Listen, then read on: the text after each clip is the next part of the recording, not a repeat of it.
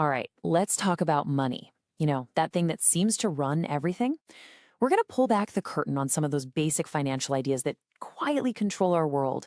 We'll break down where your money goes, what actually happens to it, and most importantly, how you can start making it work for you. Okay, let's get into it. So picture this. You just worked your tail off all month. You get that email notification, payday. It says you earned $2,000. Awesome. But then you check your bank account.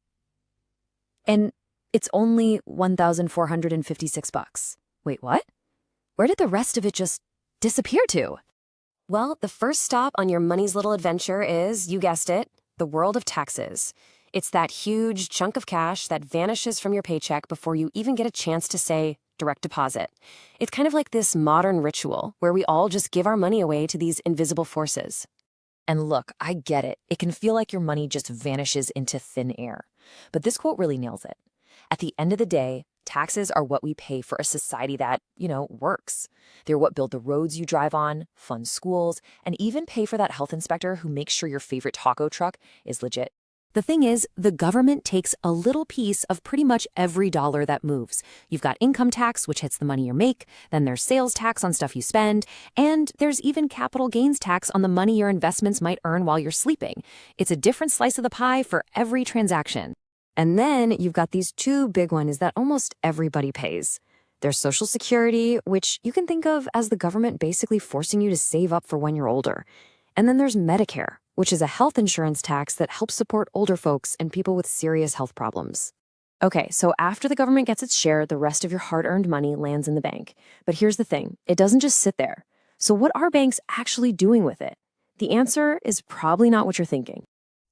Most of us have this image of our money sitting in a giant, secure vault, maybe with a dragon guarding it. But the reality? A bank is way more like a financial matchmaker. The second you deposit your cash, poof, it's already gone, put to work doing something else entirely. The system that makes this all possible is called fractional reserve banking. See, the bank is betting that not everyone is going to show up and demand all their cash at the exact same time. So they just keep a tiny fraction of it on hand and lend out the rest. Yeah, that means your deposit might literally be funding someone else's brand new jet ski as we speak. So if they're just lending our money out, why do we even use them? Well, it boils down to three pretty simple reasons.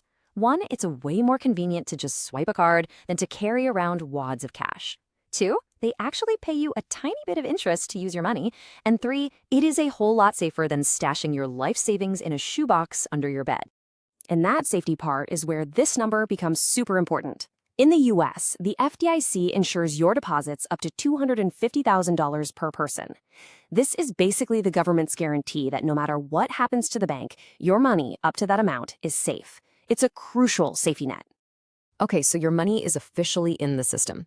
Now, there are two invisible forces constantly at work on it. You've got interest, which can build it up, and you've got inflation, which can tear it right back down. So what is interest, really? The easiest way to think about it is as the price of using money. When you borrow money, interest is the fee you pay.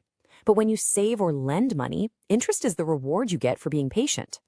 It's like money is charging rent to exist. And this is where it gets crazy powerful. On a credit card, compound interest can turn a simple $12 burrito into a $50 regret before you know it. But in an investment, that exact same force works like a cheat code, basically duplicating your money over and over again. It's the silent engine that drives both incredible wealth and crushing debt. And the other force you're fighting against? Inflation. Think of it as a slow, silent leak in your money's value. Your $5 bill will always say $5 on it, but over time, it just buys you less. Its actual purchasing power is slowly eroding. So now that we kind of get the rules of the road, how do we actually start playing the game to our advantage? Well, this brings us to the active stuff. Building your credit and investing. First up, your credit score. It's that three-digit number between 300 and 850. And here's the key. It has absolutely nothing to do with how rich you are. It's a trust score. All it does is answer one simple question for lenders. If we give this person money, are they going to pay us back? So what actually goes into that score? Well, the biggest one by far is your payment history. Do you pay your bills on time?